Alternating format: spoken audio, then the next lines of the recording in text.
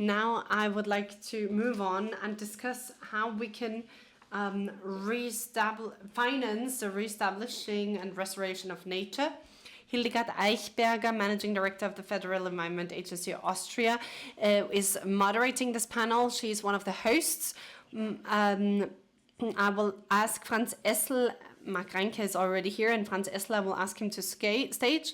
Also, I would like to ask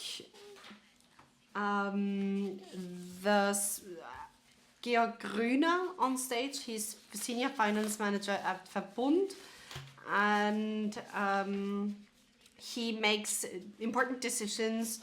So I will hand over to Georg Aichberger. Thank you very much. Ja, herzlichen Dank.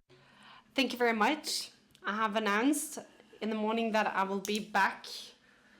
I'm very happy that I can moderate this panel. Thank you very much to the two keynote speakers, because it's so easy now to introduce this panel. On the one hand side, we can see that biodiversity is at risk. We're losing habitats, we're losing species, and we depend on these.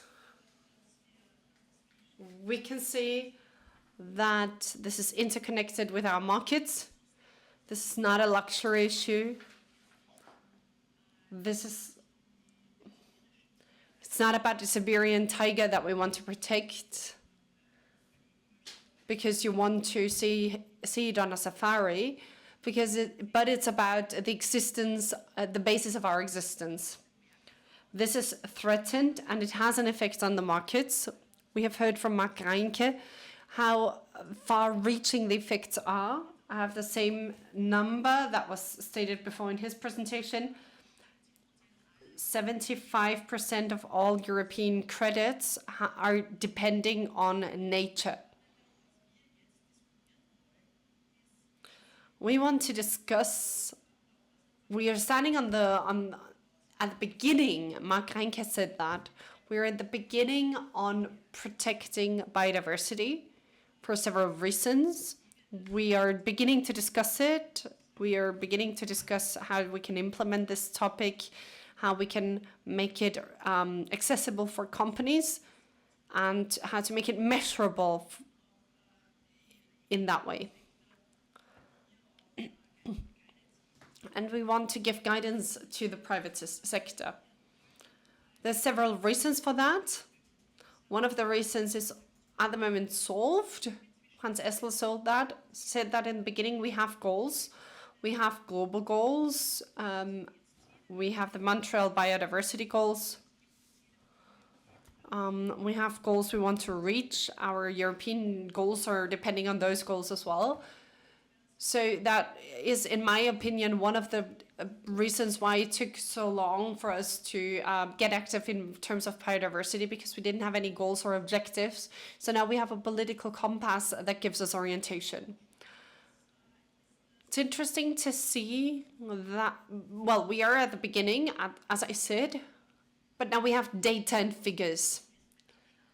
I'd like to start with the investment necessity or requirements. The restoration of biodiversity costs money. The EU biodiversity strategy would need 20 billion euros per year of investments in nature. Globally, the target is $200 billion a year from 2030 onwards. And similar and like with the climate change, the damages of inaction are even higher.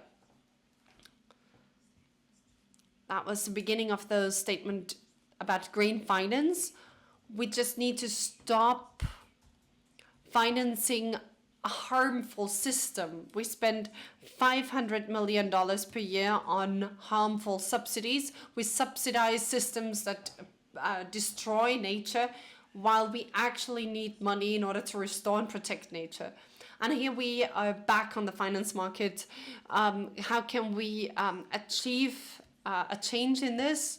Last point on my side. the problem with biodiversity protection, it's not a business case. This is something I'd like to ask you, the panelists. Biodiversity protection is often publicly funded because there is no clear business case for companies. But I'm very happy that we have one panelist, Nina Schönemann, who will show you how you can still implement it as a company. Since this topic is very new and very recent, I think this adds value to this conference. I would like to present the questions. First of all, I'd like to know how big the finance gap is. We will discuss this and hopefully learn more. So what are the hurdles and disincentives that are preventing transition? And what do we need to be successful? I will now present the panelists. I will not present Franz, Essl and Reinke. You have already been presented because you presented before. You had a keynote. But I'd like to present the other two. I will start with Nina Schönemann. She sits next to me and she is partner of Klimapartnerschap.at and she is part of the Dürrenstein wilderness area. She's biologist in her education. Dürrenstein is a great area. It is it's a wonderful wilderness, one of the last wilderness areas in Austria. A climate partnership. Austria has founded this, and through private financing, you're trying to create natural reserves. So I'd like to know how that works. Thank you for being here today, Ms. Schönemann. We've got Georg Grüner here today. He comes from a company on a different level, so to say. You have a market capitalization of 25 billion euros. We don't have a lot of those in Austria. So Georg Grüner is part of the Verbund, one of the huge companies in Austria, or huge corporations. This company or corporation is active in the energy sector. Georg Grüner is working in financing. He's not building the windmills or the water mills, for example, or the hydrogen plants, hydro plants.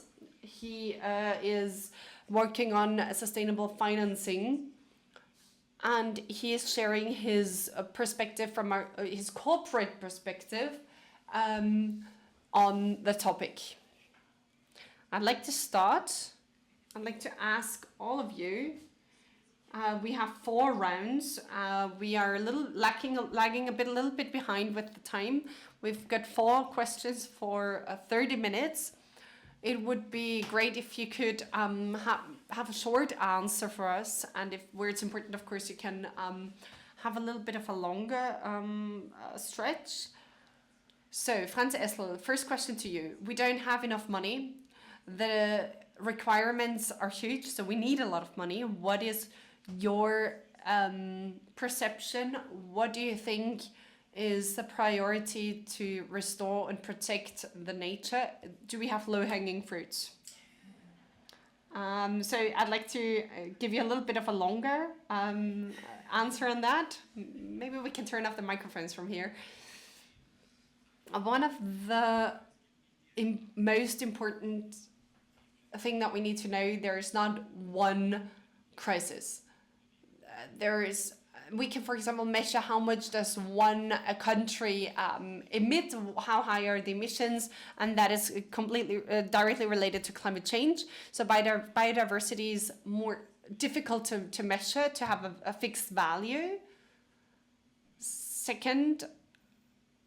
Secondly, nature and environment is a common good.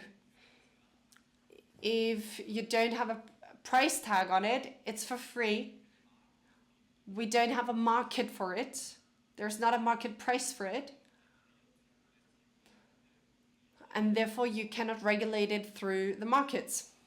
Therefore, we need CO2 taxes or other regulatory measures.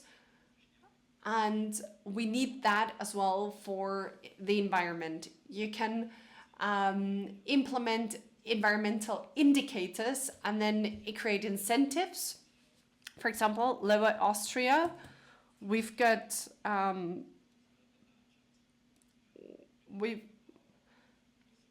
we have a tax on the use of land.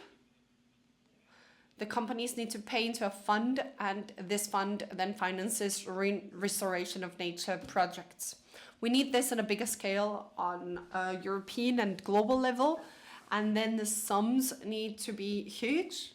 We're talking about global issues, so they're huge, but the numbers are very small. The amount is very small if we compare it to the consequences for inaction. So we're talking about billions here that would need to be spent in case of inaction. I think that is a wonderful introduction to you. So that's exactly what the area where you're working in. How does this initiative work in Dürrenstein, where private funds are mobilized to protect nature? So we administer a natural reserve, and throughout the years we have seen that we need more of natural reserves. We would like to have the possibility. Of course, there are state subsidies, etc., but often the measures that are necessary cannot be implemented because we don't have funding. And there are a lot of people who want to do something, who want to become active, and a lot of people know what needs to be done. And our idea was to connect the two. Therefore, we founded this initiative. Everybody, no matter if you're a private person or a company, you can take forest areas out of use for €1.20. So it's about how so the the right to use the forest is given away for 80 years. So these are areas that run the risk of being used in the next couple of years, and you buy these rights of use, and then you ban the use, the economic use for 80 years. What is the return for the one who does the investment? It's a security of your future. You ensure your own future, your own existence, because we all have a financial backup for the future, but that doesn't help us if we don't have an ecological basis to live in. So it's about our existence and our quality of life. That also should be worth some money. If you think about it, how do you spend your money? In the community I live in, some people just turned up the tap and no water came out. So of course it's important that we build roads. We need transportation. We need to live, of course. But what do you spend the money on? What is more important? Is it more important to get us to work as soon as possible, or that you have tap water tomorrow? Then probably everybody will decide for tap water, but then the money flows into a different direction. Mr. Grüner, from the perspective of the Verbund, I guess you are you select your finance strategy based on financial parameters, but I'd like to know, comparing public funds and private funds, how important is public funding in the implementation of the Verbund biodiversity strategy compared to private funding, for example, green bonds? And can you imagine including a project like the one from Ms. Schönemann? First of all, thank you very much for inviting me as the only representative of a company, of the corporate sector, today and tomorrow. So emissions in finance are not a bad thing.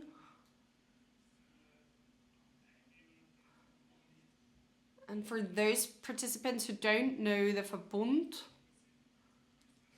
we are Austrians' leading electricity company, and our electricity generation is from 96% renewable energy, from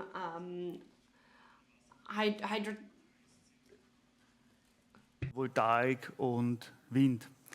From photovoltaic, wind, and especially hydropower. Especially with renewables and hydropower, we have an investment requirement of 6 billion. We need to invest that money, of course. Since 2014, we have used green finance for our investments. We invested into the first green bond in the German-speaking countries. We have now different and a portfolio of green green bonds. So they are sustainable and green. We have done new things.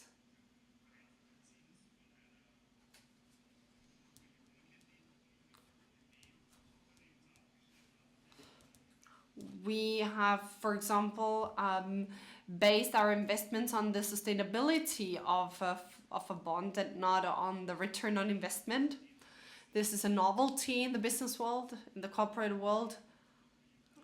So we have now a green bond of 500 million, including biodiversity. Most of it was for the electricity grid. But we also fund 2 life projects.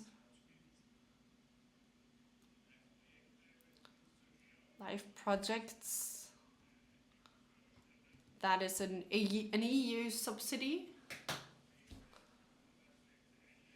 You can hand in projects on a European level, and there's a big fight, of course, who receives the subsidy. You have very high standards, quality standards, and if you get that, then you can scale your project. For example, so these are things that we can do that go beyond our usual scope of work. For example, renaturation projects at the Danube and at the Inn. So fish can now swim through the river. We have now migration helps for fish, or migration support for fish. So the fish can now swim through the rivers in Austria. The problem or the issue is, from our perspective,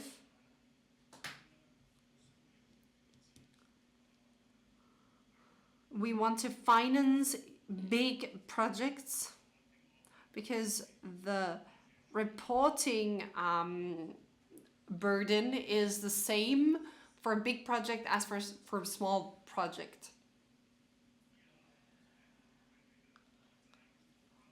So speaking about figures and numbers, we plan until 2032 to invest 200 million into renaturation, into biodiversity, into the protection of species, and we finance this with green finance instruments.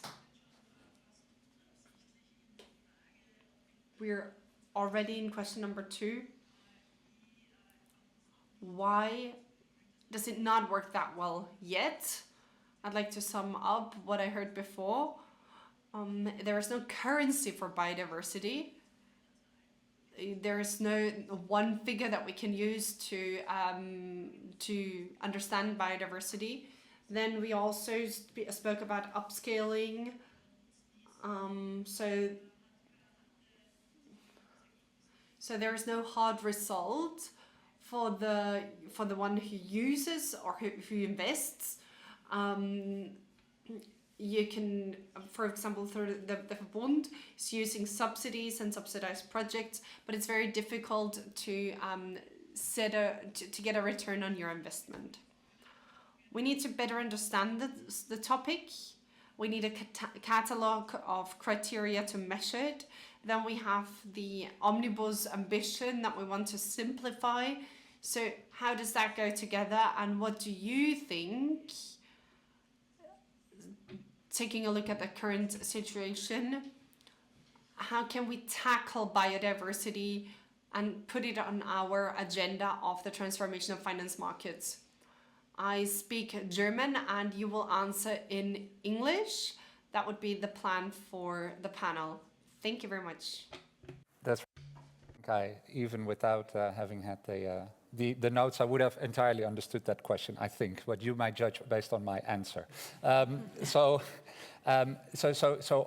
Yes, I do see that we're still in a nascent phase of building up our data knowledge, our disclosure knowledge, etc., on the broader topic of nature. However, also a word of positivity here is that it's a matter of perspective. So yes, we have less than we would ideally want to have in terms of data and disclosures. Yes, we have less data and disclosures than we would have on the topic of climate alone. But if you look at it in time, I do see a trend that is steeply going up here. If we speak about data collection, if we speak about disclosures, but also if we speak about the attention that the topic is giving. And I wanted to just share one example of my own experience, is that we've been going to the biodiversity COPs of the United Nations over the last couple of years. And I think that a couple of years ago, when we would go there, people would literally ask us, "What are you doing here?" You know, this is a gathering of people that are concerned about biodiversity laws. We're scientists, we're NGOs, we're idealists, and there's no, you know, there wasn't anyone from the finance sector to talk to, basically. And last year in Cali, in Colombia, where I was present myself, the entire week that I was there was filled with bilateral conversations, panels, speeches, what have you. The presence of the financial sector was really large, and I think that is a good sign, and that is also a sign here, interestingly for me, that the private sector is leading here in a lot of ways. So the private sector is finding ways to finance nature and to come up with solutions that support nature. And it was, in all honesty, also a little bit of a wake-up call for us supervisors or for us central banks that we need to maybe even step up our game here a little bit. And again, it's barely enough, and we need to do more. But we also do need to recognize that this is taking off, and that's something that we should take pride in. Now, on the regulation and on the omnibus specifically, yes, I'm concerned about that. We still need to see what the actual regulation will turn out to be, and what this whole concept of simplifying means in practice, because with a couple of the speakers earlier this morning, I obviously concur that if you can simplify without losing the main objective of what you're doing, then I think that is good, and I'm also supportive of that, and I can also understand that might be necessary, and I do also see, you know, speaking from a more private sector perspective, that the magnitude of requirements that we have sent to them in the last couple of years is there. So let's see what turns out. But let's also be real. The outcome could be that we have less of the data than that we would ideally have, or that we thought we would have. But that being said, I also think that everyone in the sector should realize that we shouldn't wait for regulation to determine here what needs to be done. The fact that we do not ask about potential data or about potential disclosure is not a good measure for the risk that the parties are running. And I luckily enough also see, as I also said about at the Biodiversity COP, that the sector is taking matters into its own hand here to an extent as well, and also says we want to push forward on this topic. We see that for a long-term strategic investment agenda, we need some stability also in our outcomes. And if we are not getting it from our supervisory or prudential counterparts, then we'll try to at least partially drive it ourselves. And we do see a lot of good examples, for instance, through the TNFD framework, other examples. So yeah, it's a very mixed story. I am concerned about the trend and the attention that is diminishing. I do also see positive signs here that the ecosystem is willing to move regardless. Mm-hmm. Okay, can I too? Okay, not a very positive outlook, and also referring to Franz Essl and the impacts it has on the society. So I would like to talk to Mr. Grüner again. You work in a company that is tackling the issue of biodiversity, even though it is very difficult to do the marketing on this topic. What are the hurdles? What are the barriers to do more than you would actually need to, have to see it as an opportunity for your own financing? Where do you see the hurdles? I would like to refer to the last question with the public money, public funds. We see that it is a standard, a quality standard, that if in a project, be it the LIFE project or partly invested by the ECB, investors like these factors. And if we have projects on the capital market, of course there are financial questions, but also sustainability questions. And these investments, for example, with the LIFE project, the investor is convinced, and is easy to convince also.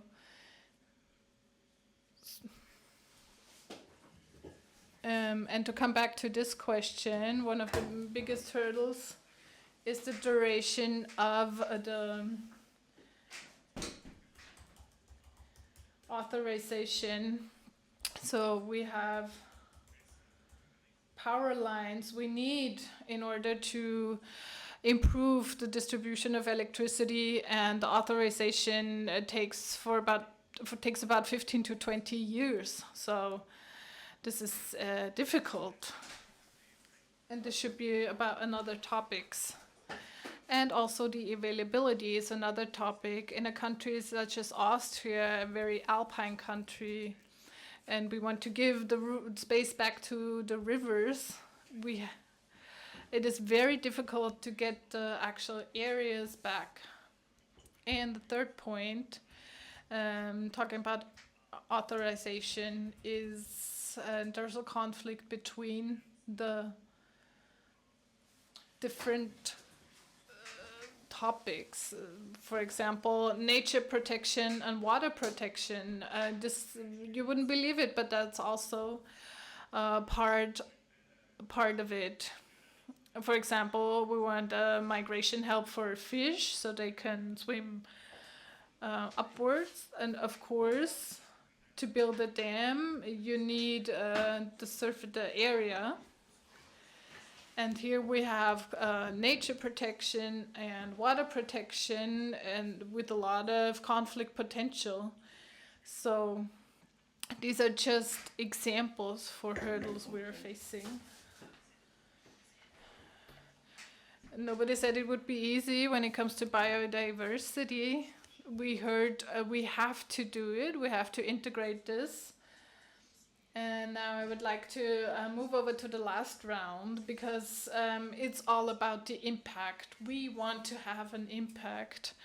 And what kind of model do we need to have this impact? I would like to start with you, Ms. Schönemann. You found a way to finance nature protection. Please tell us more about how it actually works. And can you see a possibility of using a tool as yours and to use it to scale for other cases? And we were talking about impact in terms of nature protection. The duration, what happens after the 80 years you already referred to. How do you determine this positive effect? Talking about greenwashing, how do we actually know this will have a positive impact? Yes, that is a very difficult question, because you can't measure, or it's very difficult to measure biodiversity. Of course, in the wilderness area, there has been a lot of research. You look at what's happening when you leave nature to its own. But for us, even if you haven't studied it or are not in research, it is very easy to understand that ecosystems are very complex. And at the moment where I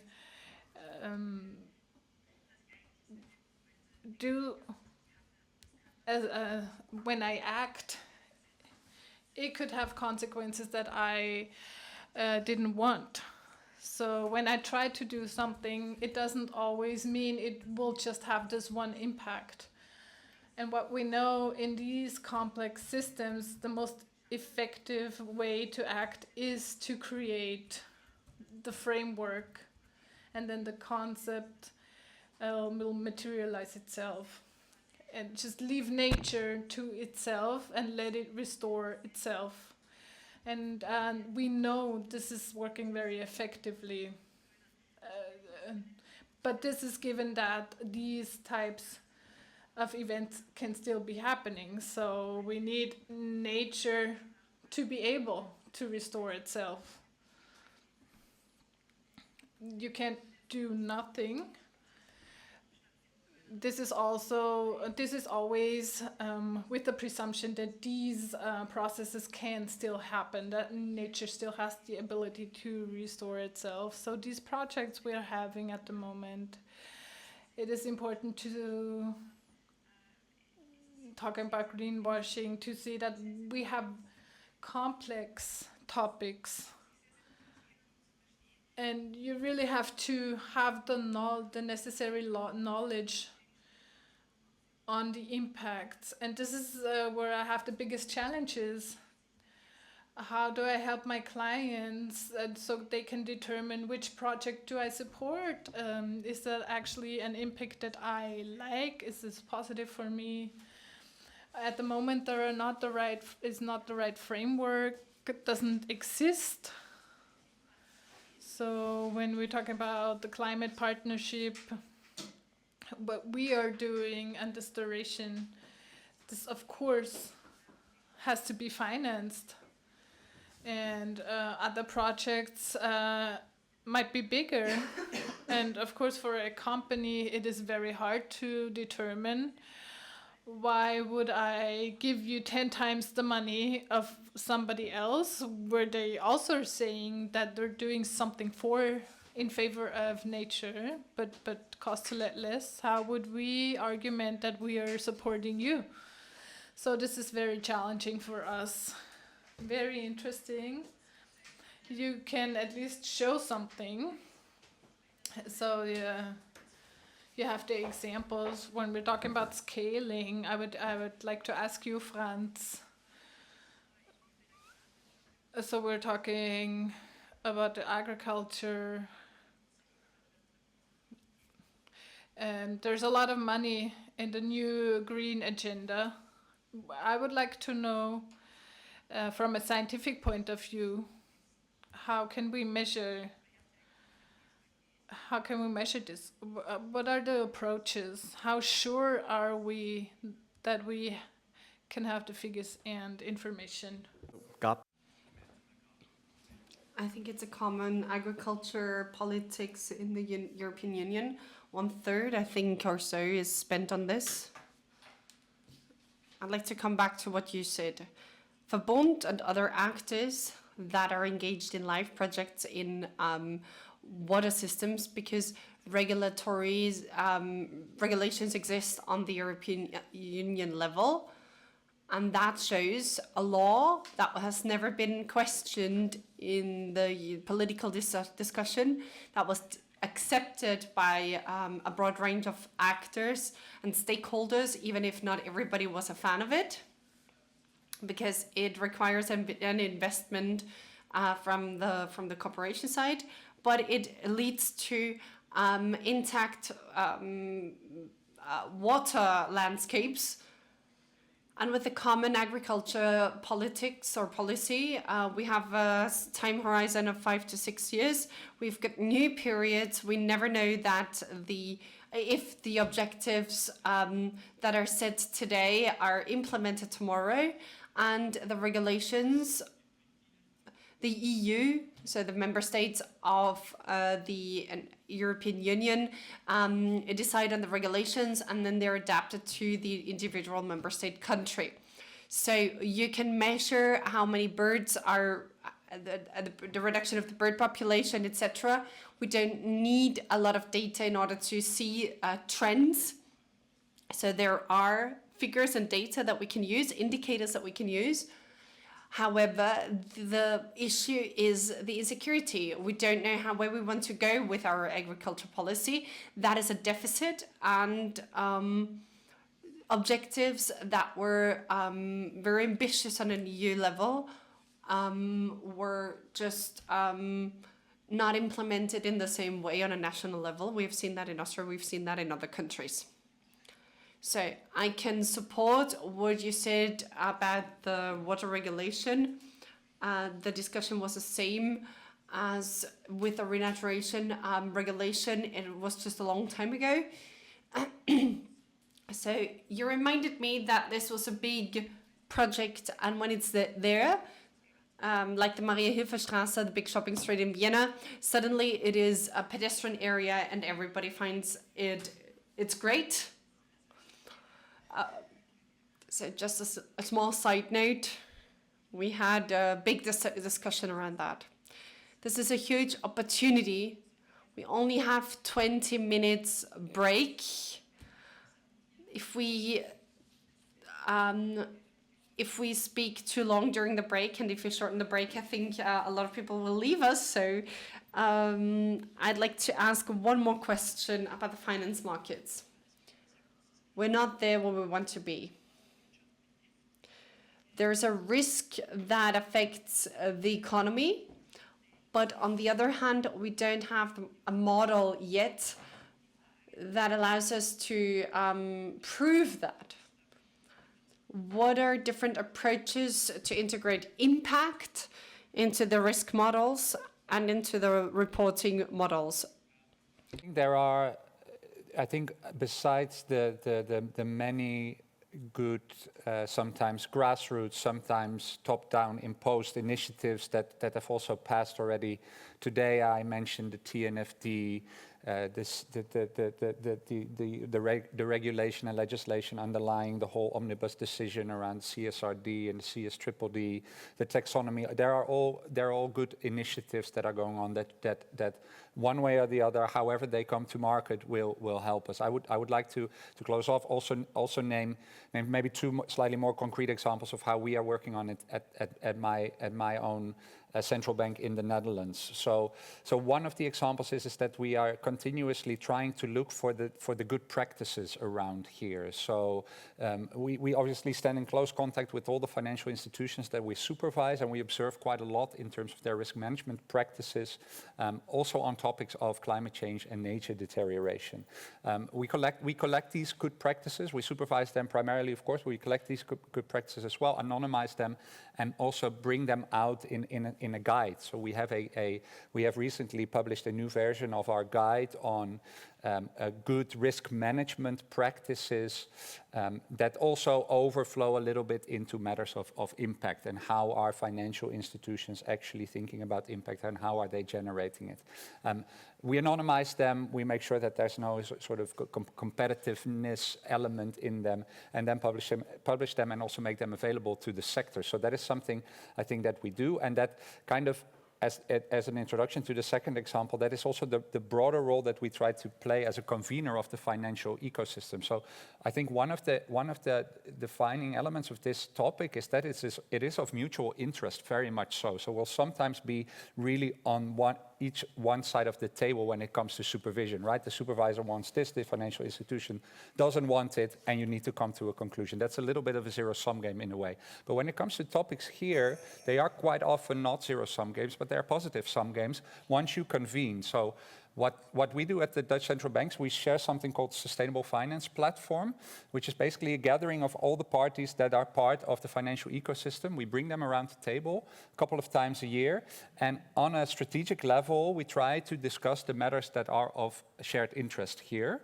And we are also discussing, under Chatham House rules, no strings attached, no need to come out with any decisions or any promises made, but we discuss matters of how we can help each other here to also advance this topic. And for instance, one of the working groups that this platform has is around biodiversity, is around also there collecting the right practices, sending a signal on behalf of the ecosystem, for instance, to policymakers of this is where we would like to see society move towards, and please enable that. And likewise, there's also a working group that really focuses on this whole impact concept. How do you measure that? If you live in a world that is driven by risk and return, how do you introduce that sort of third layer, that third axis, which is called impact? How do you think about the trade-offs? How do you think about something like an integrated value assessment? And what are good practices? Is there something that we as a sector want to commit to? Is there something that we as a supervisor are willing, in sort of a sandbox kind of exercise, to enable so that financial institutions can get their fingers a little bit dirty in a little bit of a less risky way? And these are just examples of how we are trying to also push on top of our risk management supervisory practices for some impact. Mhm. Ja, danke vielmals. Das war eine schöne Abrundung noch für das, was da ist. Ich glaube, Thank you very much. I think that really rounds up what we have said before. I think we need more discussions and further discussions to this topic. This topic is taken seriously. That's what we see. That's the bottom line. There are a lot of positive, concrete examples where biodiversity is happening. Well, the protection of biodiversity is happening, maybe not voluntary, but we're moving into the right direction. At the end, I'd like to introduce a new